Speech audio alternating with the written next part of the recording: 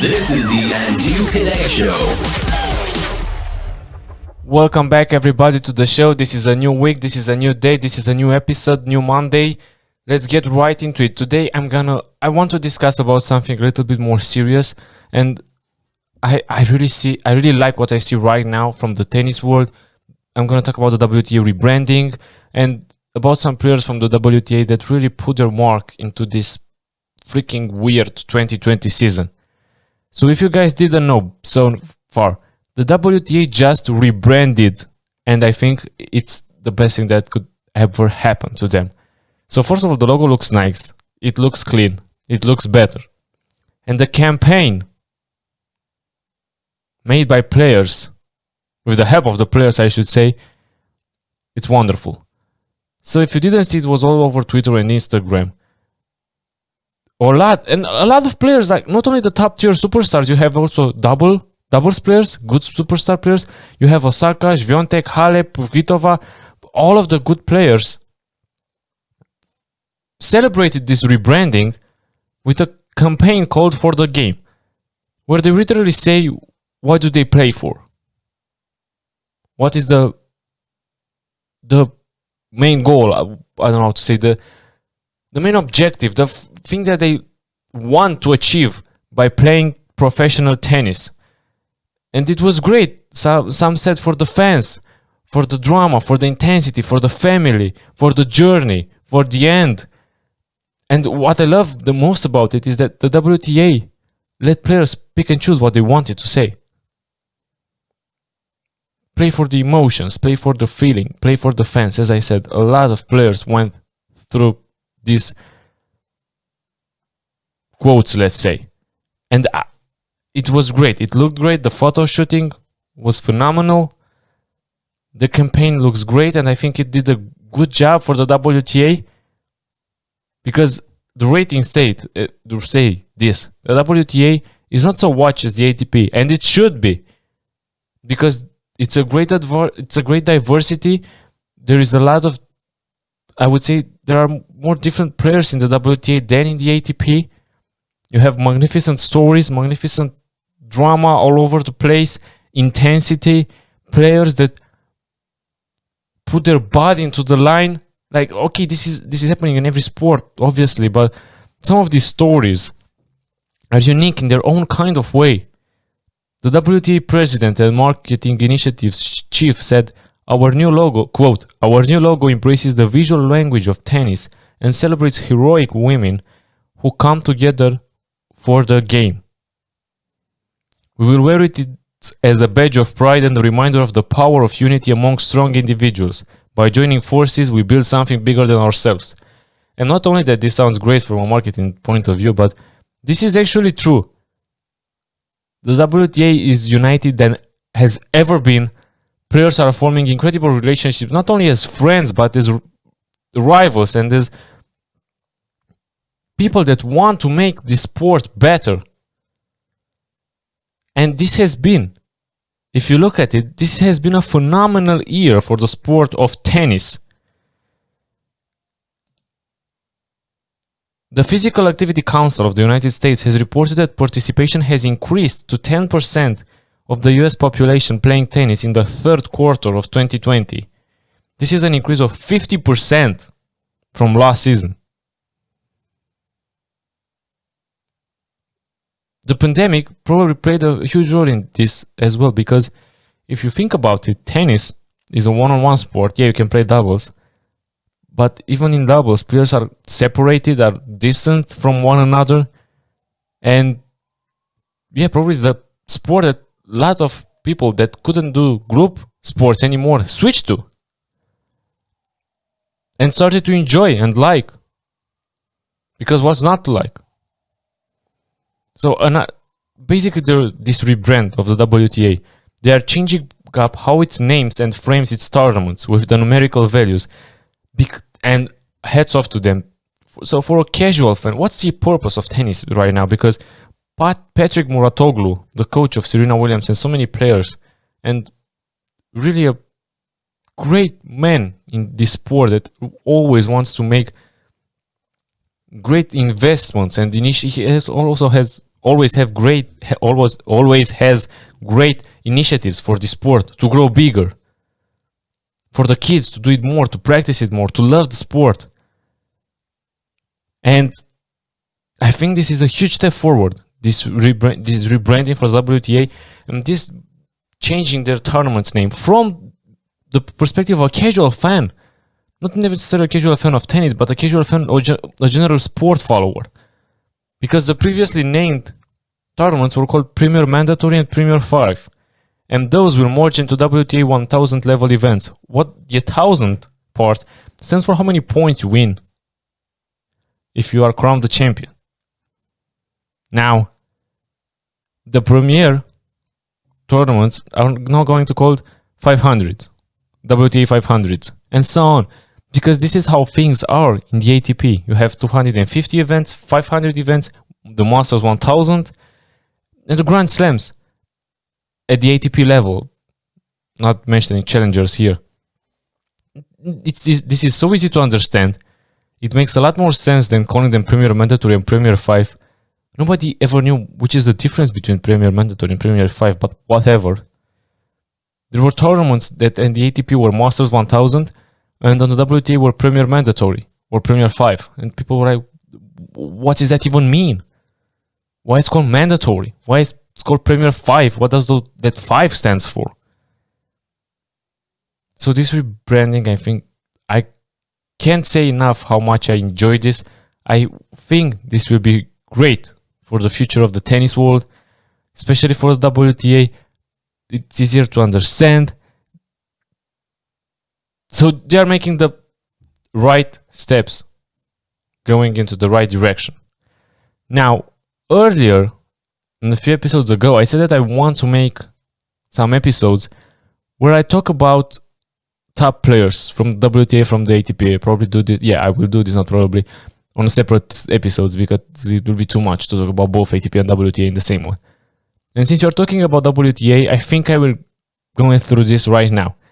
But the more I thought about making this kind of episode, I realized that because the season was shortened and because a lot of players have not played or was in great form at the start of the season and the bad form in the end of the season, like Elena Rybakina,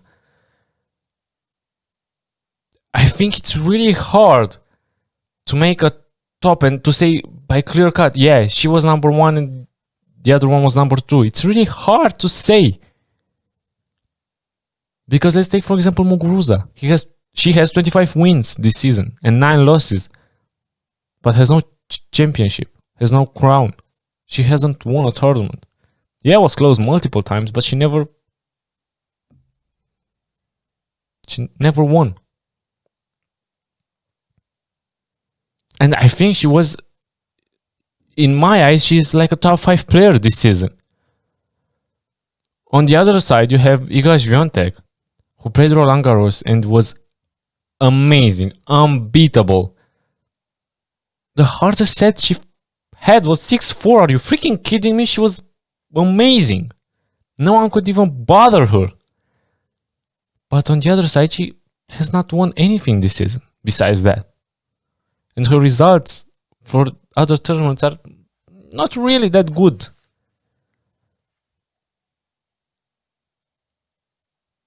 For example, you have Simona Halep, who won on a 17-game win streak, but has not won a Grand Slam.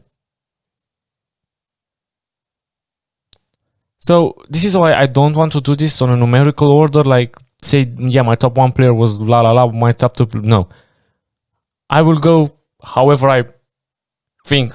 I didn't even think about it. I just want to say what I want to say. So since we've mentioned it and since I've started with that, I want to start with Garbiñe Muguruza because she's one of my favorite players. And she has always been. Since she came into the league. And people started to take her serious. And she played a lot this season. And it was great. Because she struggled last season and this season was like a comeback to her. She started the season in Shenzhen in China and lost in the semi-finals there.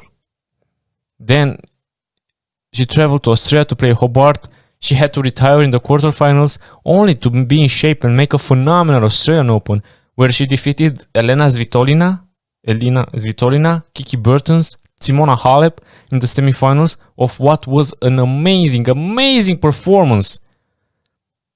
One of the top 10 matches WTA this season. I can say that. 100%. And only to lose in the final after another great match against young and first-time Grand Slam champion Sofia Kenin. Muguruza is a Grand Slam champion. Her kryptonite this season were really the Americans, because Kenin defeated her in Australia. Then in Dubai, she lost to Jennifer Brady, another American, in the quarterfinals. She also played Qatar right after Dubai and lost in the quarterfinals to the number 1 in the world, Ashley Barty. Then the season stopped and her comeback started rough, because she lost in the second round of US Open against Svetlana Pironkova, which, as I said, Google her story because it's really amazing. It's really amazing, Pironkova's story. Come back at this age, on this stage, and she made what, the quarterfinals of the US Open?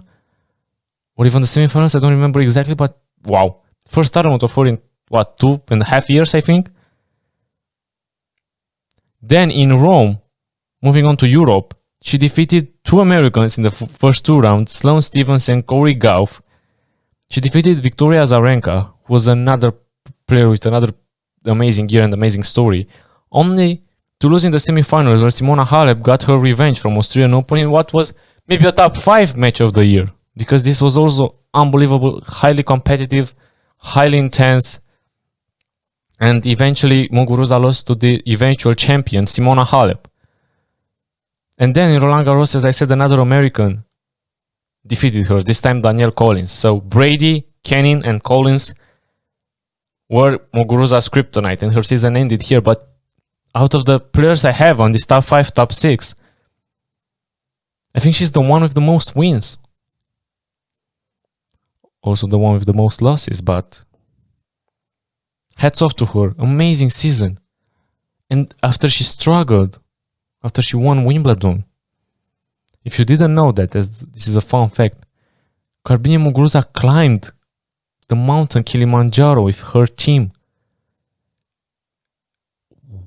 Wow. And she said that this was a huge mental boost for her. And I couldn't agree more. She looked phenomenal again this season. And I really think she's a player next season that you need to keep your eyes on. She could be a Grand Slam champion.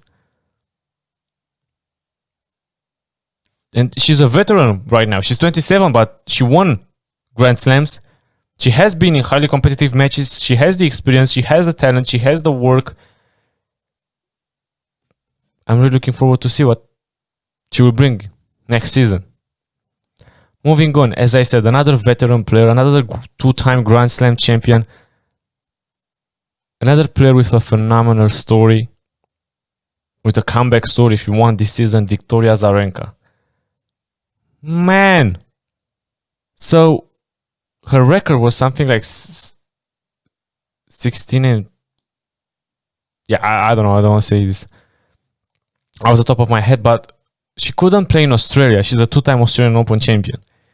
She couldn't play in Australia because if you don't know her story, I don't want to get a lot into it, but she gave birth to a boy, and this is why she couldn't compete. Then, she was in some custody issues with the father of the child.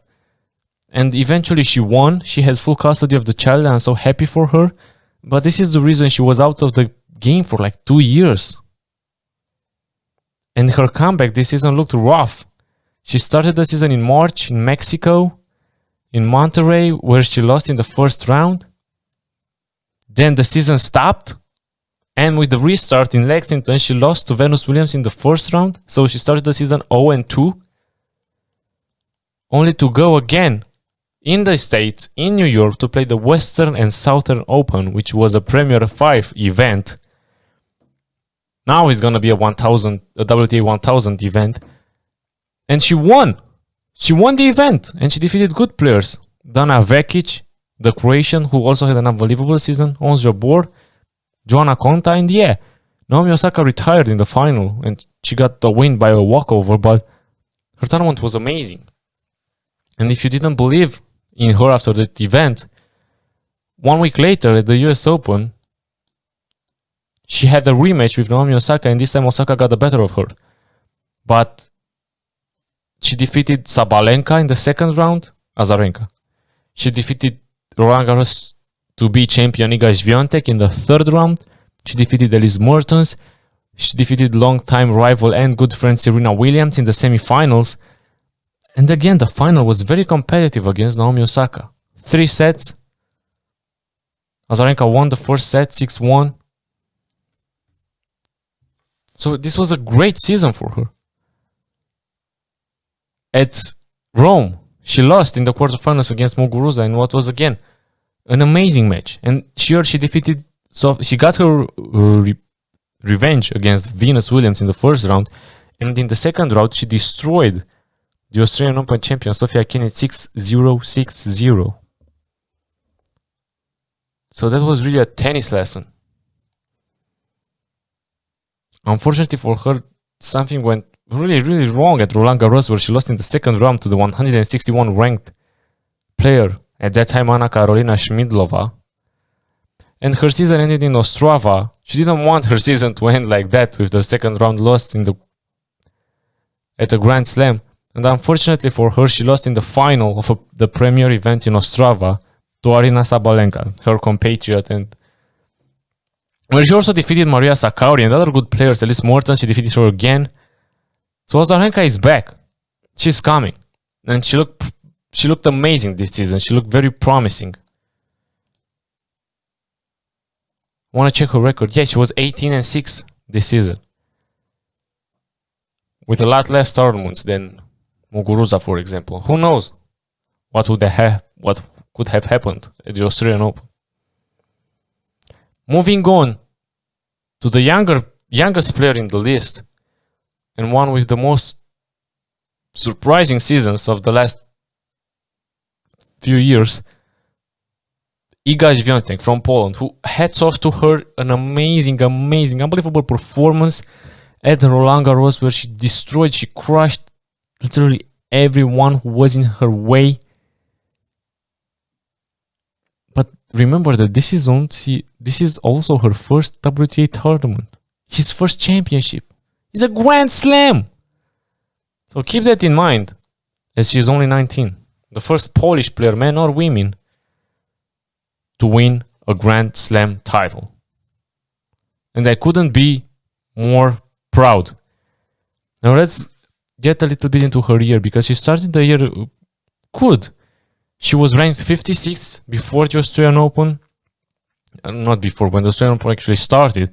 And she defeated Vekic in the third round and lost in the fourth round. She didn't make the second week in the Australian Open. She lost to Kontaveit in the fourth round in 3 incredibly competitive sets, 7-6, 5-7, 5-7. Then she went to Qatar to lose in the second round to veteran Kuznetsova. But here she also defeated for the second time Vekic. Her New York transit was really bad, because she lost in the first round to Christina McHale, player who came from the qualifiers, and she lost at the US Open against Victoria Azarenka, the player we just talked about.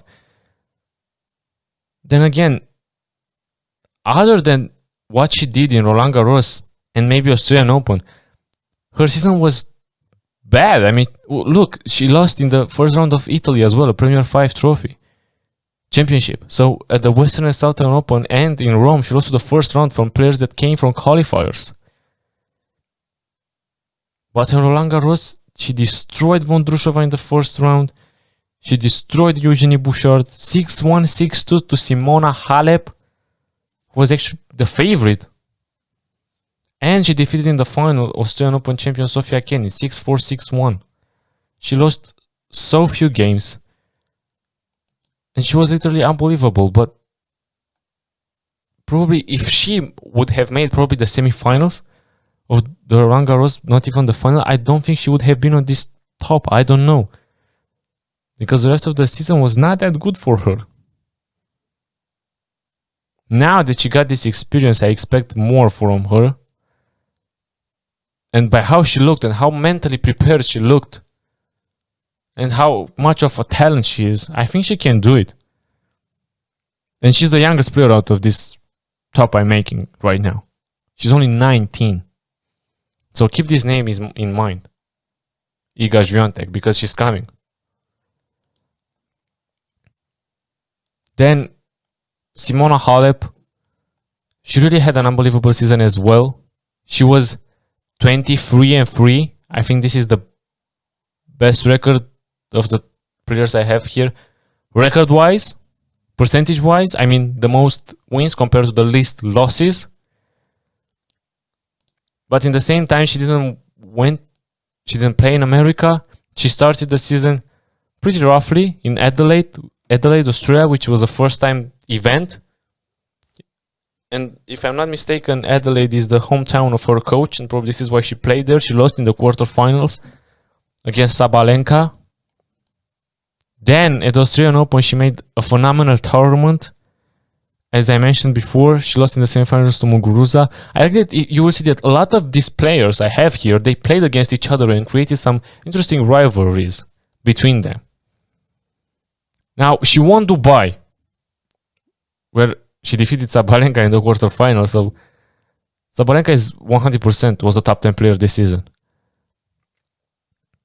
And the season stopped after Dubai. She went to win Prague, which was a low tier event that she was expected to win, as she did. And congratulations to her. Then she won to Italy and won Rome and had a 17-game win streak. 17! This is a lot considering, Italy and Dubai, Rome and Dubai are big tournaments. Prague not that much, but you got to remember, she stopped playing in March and played in August. So it's a huge thing that she won Prague for her confidence as well. Here in Italy, she defeated, as I said earlier when I talked about Muguruza, she got her revenge here and she destroyed Pliskova in the first set 6-0 after Pliskova retired. Obviously it was sad to see. It's bad for the... But Simona Halep was unbeatable, unstoppable at Rome. And this is what I said. And most of the people said that she was the favorite to win the Roland Garros. It's her favorite surface. She won it before. She destroyed Anisimova in the third round, 6-0, 6-1. She got her revenge because Anisimova defeated her last year at the Roland Garros. And it's really funny because Świątek defeated Halep and Świątek got destroyed by Halep last season. So a bit of a rivalry between Halep and Anisimova and Halep and Świątek, who met twice 2 years in a row. And this is when her season stopped. So at semi-final at Australian Open, Roland Garros, she didn't make the second week. She won Rome, had a 17-game win streak, won Dubai, won 3 events this season. So this is why I probably have her in front of Muguruza, but I don't know if I would have her again before Świątek. I would probably would, but Świątek won a freaking Grand Slam. So I don't know. This is why I don't want to make this. Now moving on to talk about another surprise player, than the player that actually came from nowhere this season and won 2 tournaments and made 2 Grand Slam finals. Sofia Kenin, another American, another young player. She had 25 wins and 9 losses this season. So 1 win less than Muguruza, same losses, but 2 Grand Slam finals and 1 win. And she also won another event, but this was a low tier event. So for Kenin, she started the season in Brisbane, where she lost to Naomi Osaka. Then in Adelaide, she lost again in the second round to Danielle Collins. She went on to win Australian Open after she defeated Coco Gauff, Ons Jabeur, Ashley Barty, who was the number 1 favorite and the hometown hero, in the semifinals, and Muguruza in the final. Then she lost in Dubai in the first round. Then she lost in Qatar in the first round. She went to play Lyon before the tour stopped in the beginning of the March, and she was supposed to win there. I mean, she was ranked 5 in the world at that time. And the player she was most tough to beat, let's say, if you're considering only the rankings, was Alison van Witwank, who was ranked 62. The other players she defeated were ranked 107, 174, 130, 136. And all those matches, so 4 out of the 5 matches were 3-set matches. So I would say that even though she won the event, she kind of struggled to do so, and she was the number 1 favorite. Then she traveled to New York only to lose in the second round again for the 3rd time this season. And the US Open, she didn't make the second week. She was eliminated by Elise Mertens.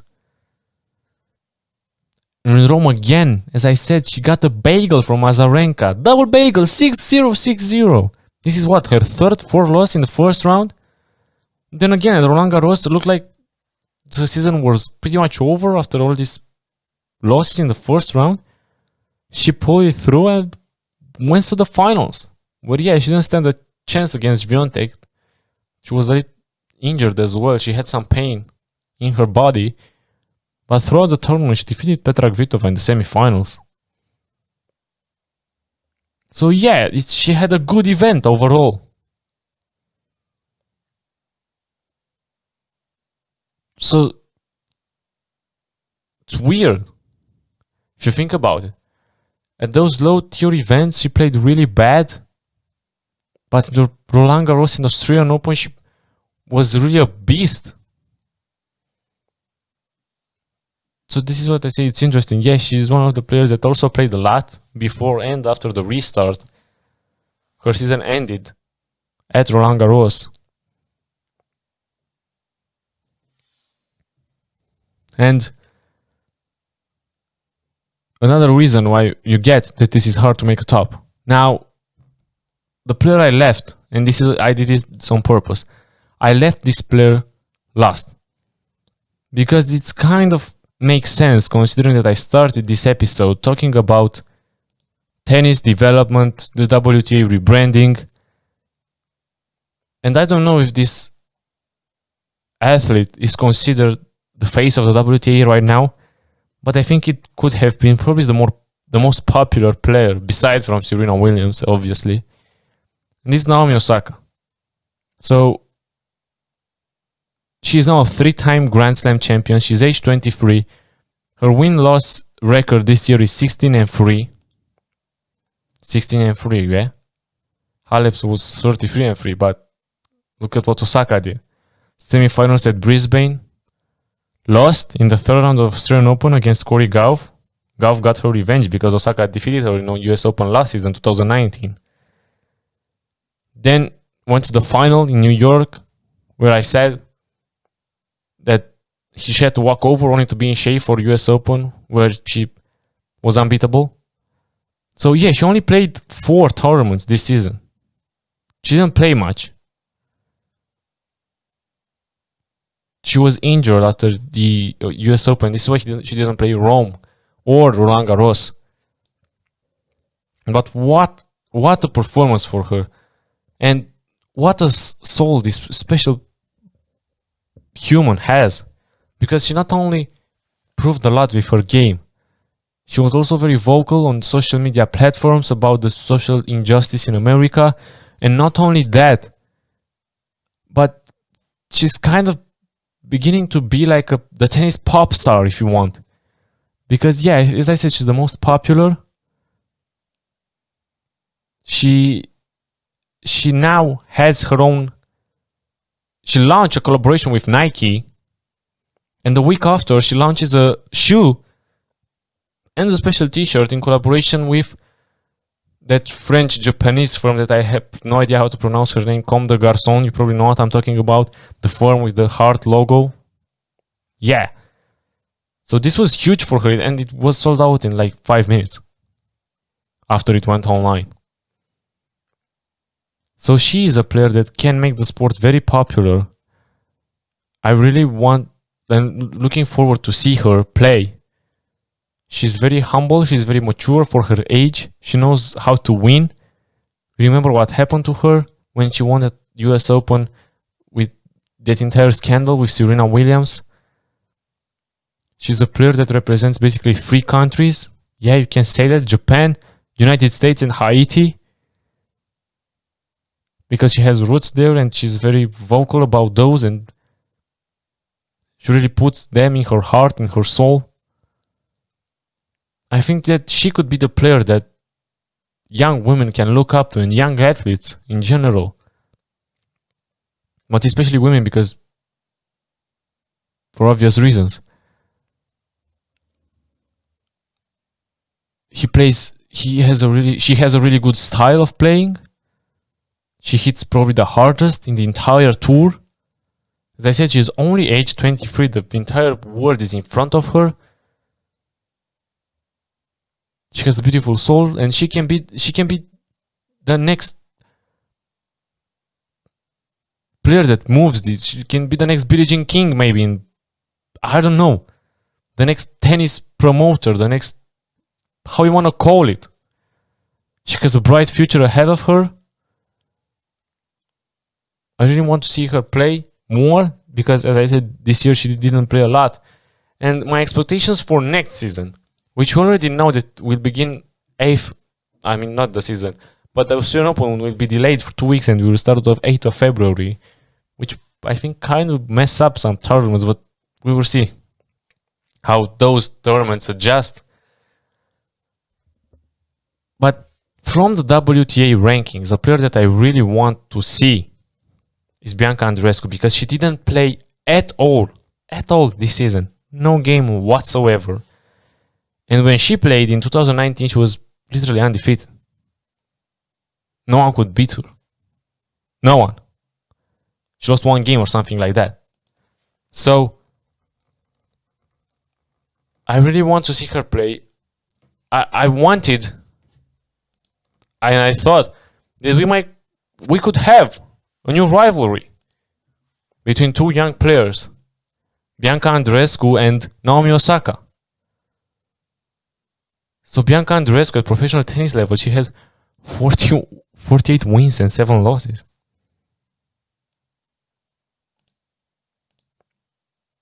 It's crazy.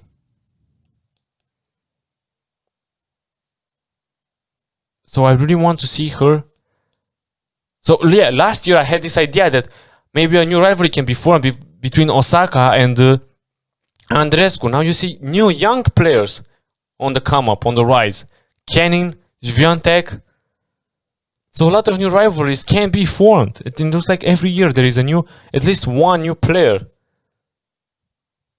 A young player that is on the grand stage, and maybe 1 or 2 veteran players that are forming a comeback. I mean, this year you had Azarenka. Last year or 2 seasons ago was Kvitova after a terrific accident. As I said, Muguruza. So who knows who will be the comeback player of next season? Maybe Kerber, Angelique Kerber from Germany, because yeah, she's a Grand Slam champion and she's ranked 25, but she was also ranked number 1. So I don't know. I'm excited for next season with the rebranding and with everything. I think it will be great for tennis, and I really want to I'm so grateful because we got to experience this season. At some point, I really thought that we may not have a season at all after the season stopped in March. And I figured, oh my God, Djokovic is really undefeated and will be undefeated for what was those 3 months of the season. So I'm glad the tournaments got to be disputed, got to be played. And I'm hopeful that maybe next year we'll have fans back in attendance, because it's really sad to watch tennis with no fans. It's one of those sports where fans have a massive impact of the game. Tsitsipas said that he doesn't like that, and he feels like he plays better with fans. So thank you so much if you have been listening to this episode. Stay tuned, because special things are going to happen on this show, on this podcast. Subscribe if you're listening this on YouTube. Leave a comment down below if your top WTA players of the season in the comment section. If you're listening on Spotify, don't forget to subscribe, share it for your friends to see this, to hear this, and see you in the next episode. Stay healthy and peace.